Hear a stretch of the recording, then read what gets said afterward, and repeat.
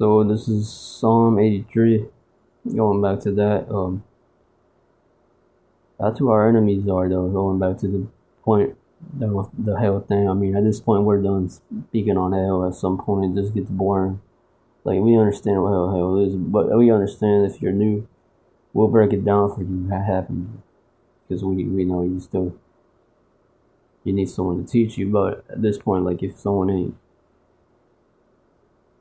it's also like at this point this is where Jake should already be waking up and hearing these messages. But if the Lord wakes somebody up, it would still the elect that need to be up. I mean, we don't know. Or if all the elect is sealed, we have to see. All the elect is definitely going to hear His word before they leave the earth, whether literally or when Yahushua returns. You're going to hear His word. Obviously, you're going to already have heard the word if you're going to be lifted up. In the future, who knows? But this is Psalm 83, and yeah, those are our enemies here, man. These are our enemies. Like, Esau is our enemy. That's going back to Revelation 2, going back to the main topic about the mark of the beast. Revelation 2 and 9, the devil. So that's the devil here for you. I don't have to get, I uttered it last week. I brought out Genesis, so I don't have to get it again, but you can go watch that video. But when you go back to those of you who don't know, maybe new, really making this for them. I mean, you already brother who knows all these basics here. Basically what I'm going into, you really don't have to hear it. But for those that are new in particular too, we're really making videos also for those who are new to this truth as well, because the elect still might not, all the elect still may not be woken up yet. Revelation 2 and 9. I know that works in tribulation and poverty, but thou art rich. Alright, that's the other. It's going into something else. But I meant verse 10 here. For none of those things thou shalt suffer. So soon we're going to suffer. The ancient apostles went through much persecutions and being persecuted for the Lord's sake, for righteousness' sake. So we're going to be persecuted too. It all adds up. I mean, this is going into the persecution that's going to come. So that means it's going to come because it's written down here that it shall happen. And ultimately, you got to have faith to believe that. Fear none of those things which thou shalt suffer. Behold, the devil shall cast some of you into prison. Yeah, because obviously this devil doesn't want us out here. He's not going to want us with the new system that he's getting ready to set up and build, which is just following the script that Mosai is given in the book, the Bible, the scriptures, prophecies. Fear none of those things which thou shalt suffer. Behold, the devil shall cast some of you into prison, that ye may be tried. And so we're going to be tried. Then once again, do you think this devil wants us to be out here calling him the fucking false white man, fake ass white man? Because there's no such thing as white, there's red. Excuse my language, but oh well. Excuse my language, but it's just, this shit pisses you off because this devil is unsalaki. But excuse my language, I mean, bothers you,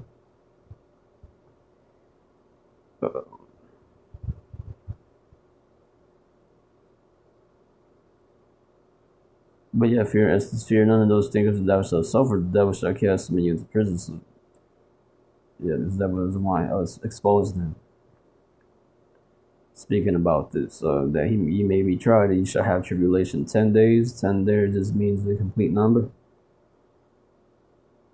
It's not going into a literal 10 days, like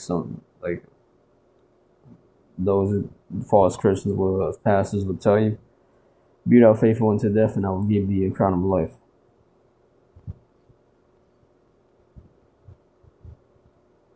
Revelation 3 and verse 9. Actually 10. Because thou hast kept the word of my patience, I will keep thee from the hour of temptation. That's the hour of temptation is ultimately going to be the mark of the beast. which I come upon all the world to try them that dwell upon the earth.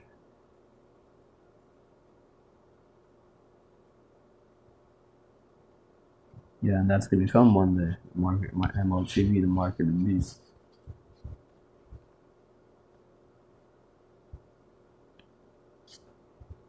That's definitely going to come one day.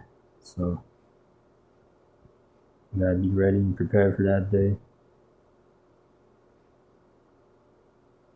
Some brothers might end up homeless or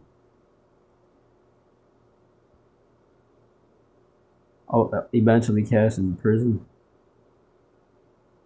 because eventually we will be cast into prison if it's our lot to see one of those, be in one of those concentration camps and see what the Lord is going to, how the Lord may deliver us, or to become a martyr for a witness to Yahushua.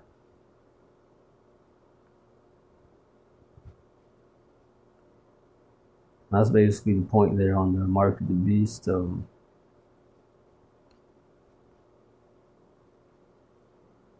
It's going to happen. It's going to come.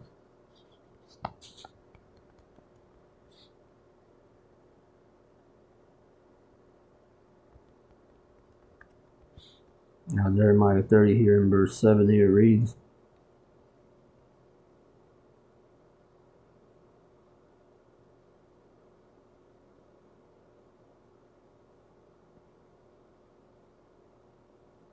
Jeremiah 30 and 7, alas, for that day is great, so that none is like it. It is even the time of Jacob's trouble, but he shall be saved out of it. And Lord willing, we are delivered and saved out of those times that are going to come. And it's coming sooner than later, and so too. Those camps and other things, people like that, leaders like that, not teaching about the mark of the beast. They're not. If people ask you what's the mark of the beast, you're not going to say it's the microchip or some type of chip you gotta take in your hand, whether it's the RFID or any other type of chip like the Neuralink too. Basically like a nano device, piece of device, however size it may be inside of you. That's gonna connect you back to the system to buy and sell here. They're not telling them that. They're not warning the flock, the sheep, about what's going to happen and what not to do and what to be doing right now. Isaiah 31 and 1, woe to those that go down to Egypt for help, who rely on horses, who trust in the multitude of their chariots and in the great strength of their horsemen, but do not look unto the Holy One of Israel, or seek the Lord, seek help from the Lord, Yahushua. Yet he too is wise and can bring disaster. He does not take back his words. He shall rise up against that wicked nation.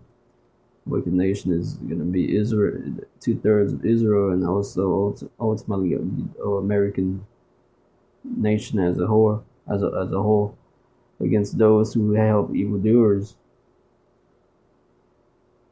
And that's Esau and Sir and Jake's today, 2/3 of them joining hand in hand, along with all the other nations too. It's not just Esau and Jacob, but it's you Ishmaelites, you Moabites, you Hamites, Ammonites.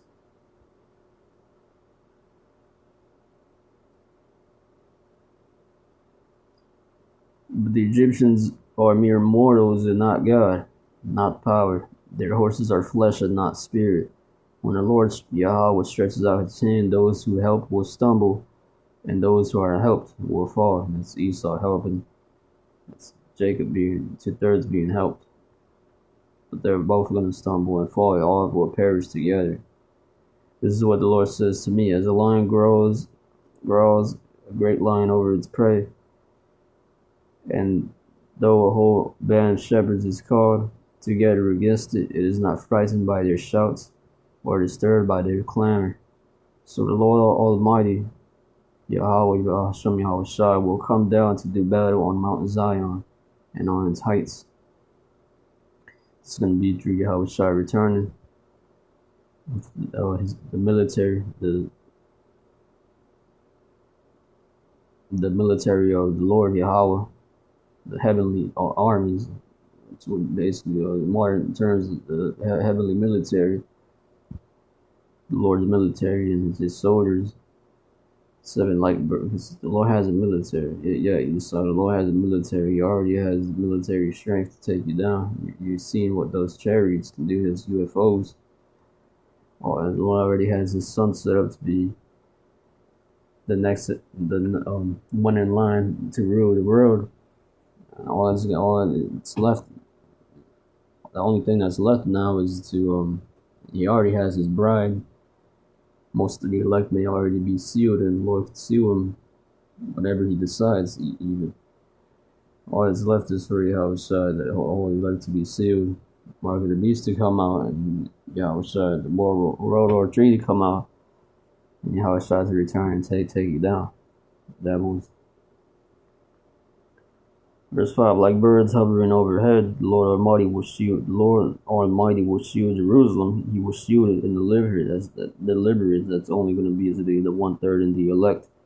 The innumerable multitude, 1/3 of every Israelites, and 12,000 from 12 tribes, which make up the 144,000, which will all be men who are prophesying of the seed line, bloodline of the chosen seed line, bloodline of Abraham, Isaac, and Jacob, and of Adam.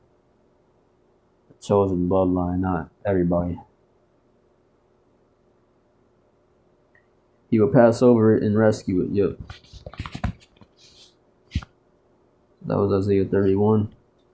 Basically, going into Jacob's still trusting in this devil to bring them up again.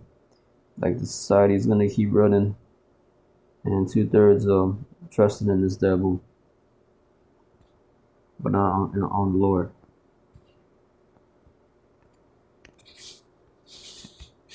And it's also mentioning how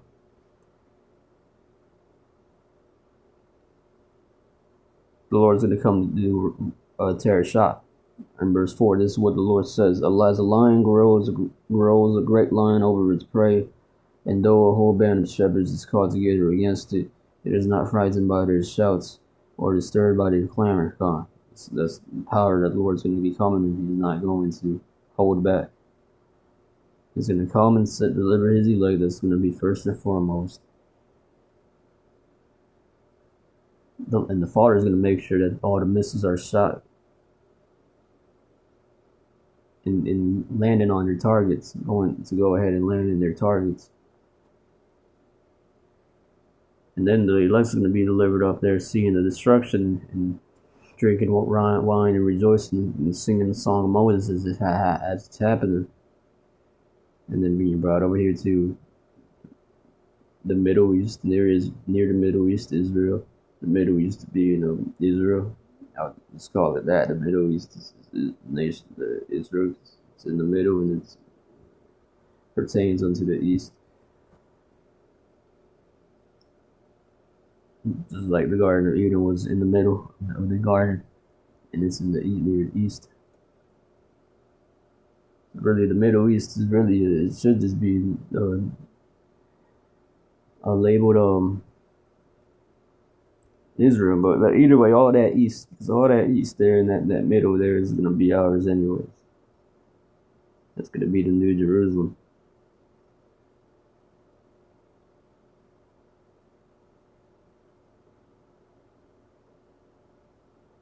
So basically, once again, Isaiah 30 there, 31 there is going into all of this coming to pass and taking its prophecy, basically.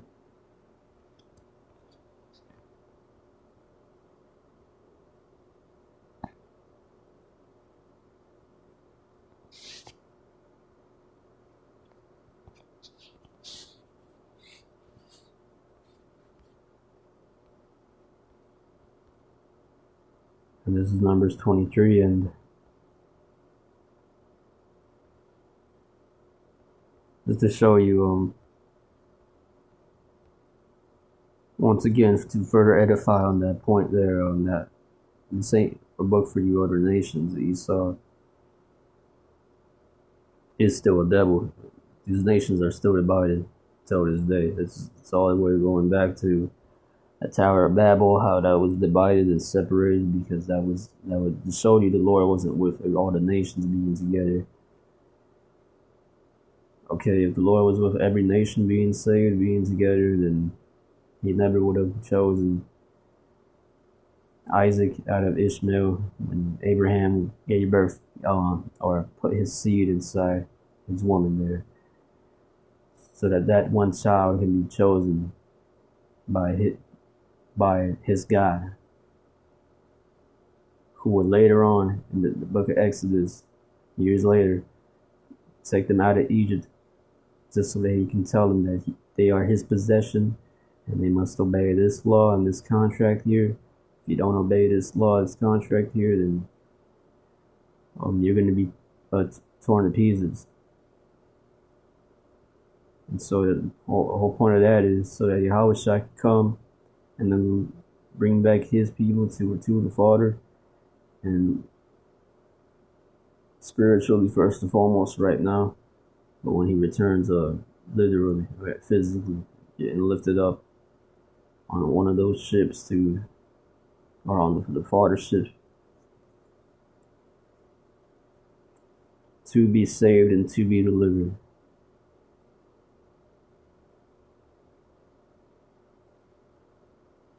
So going into Numbers 24 and verse let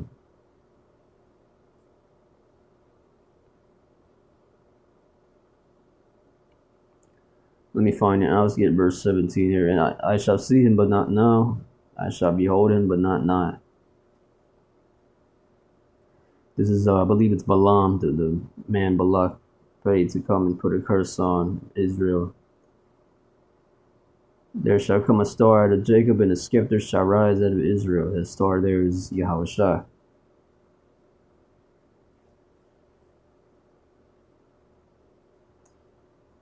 Which by default is the nation of Israel.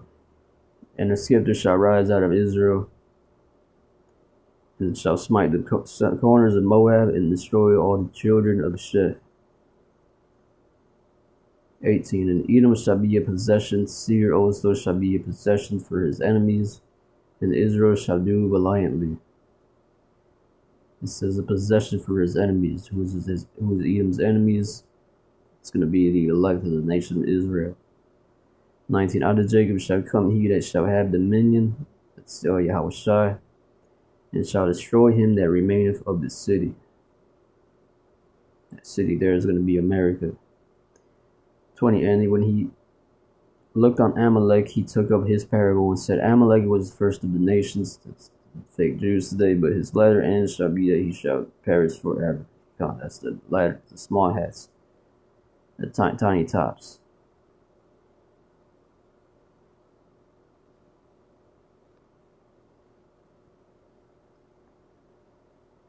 Those that are calling themselves the real Jews over there today, who are not the real Jews.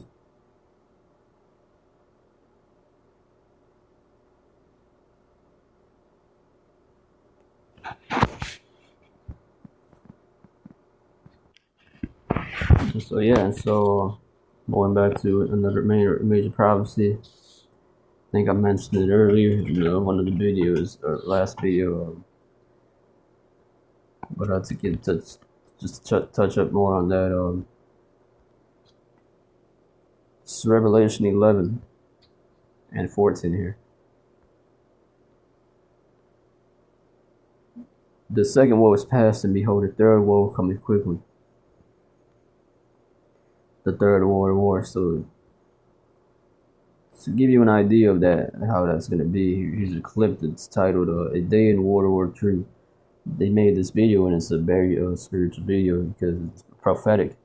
So I'm gonna play some of it for you, and it's also the title. Furthermore, says what ordinary Americans would see. This was published on October 21st, 2025.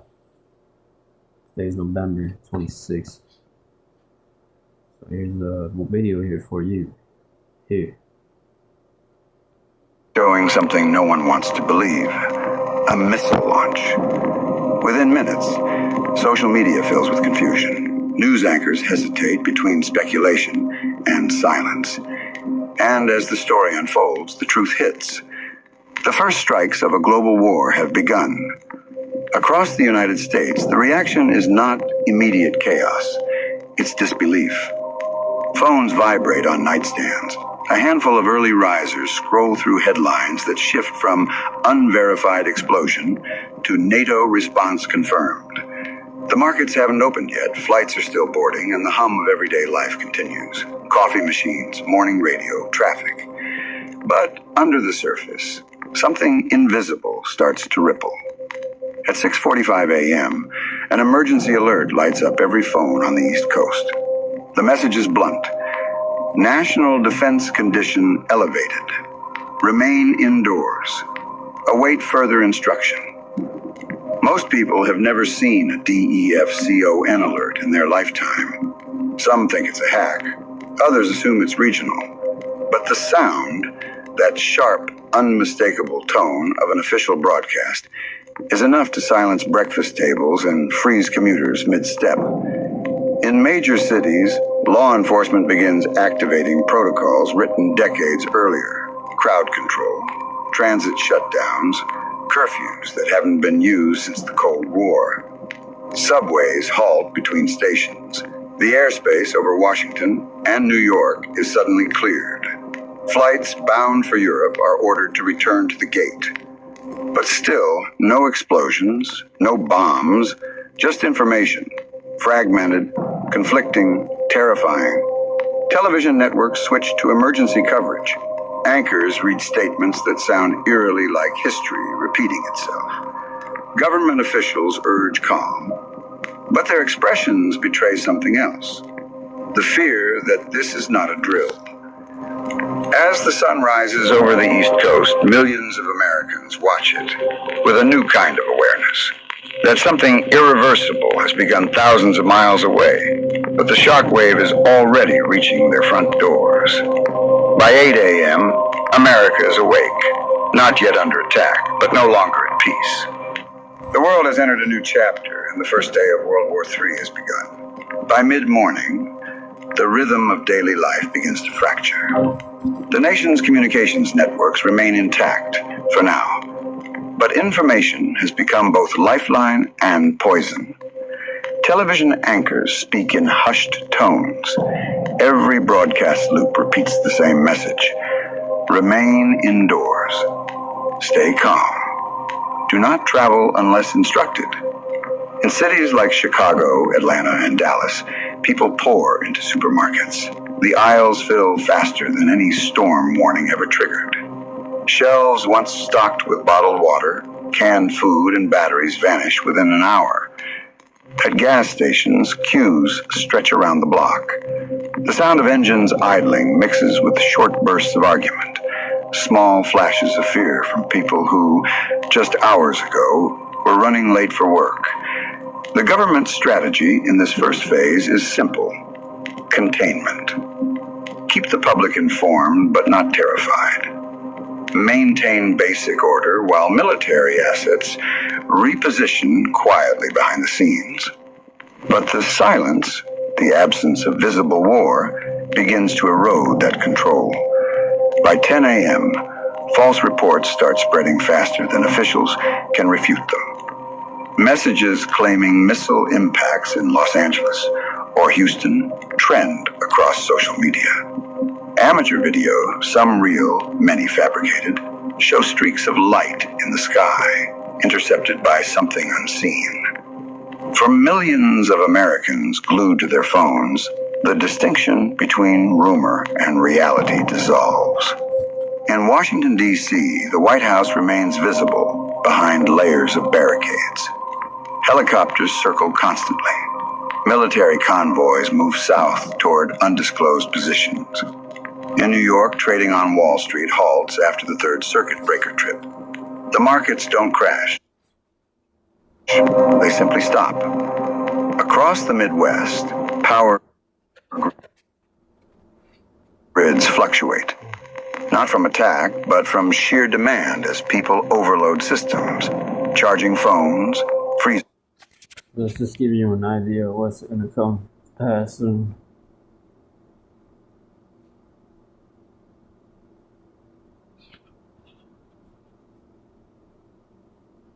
And once again, it's just going into Jacob's trouble. Once again, Jeremiah 30:7. Alas, for the days great, so none is like it. It is even the time of Jacob's trouble. He shall be saved out of it. And before all that happens, the mark of the beast is going to have to be implemented out here for people to take. So that's the point. Shalom and Abar.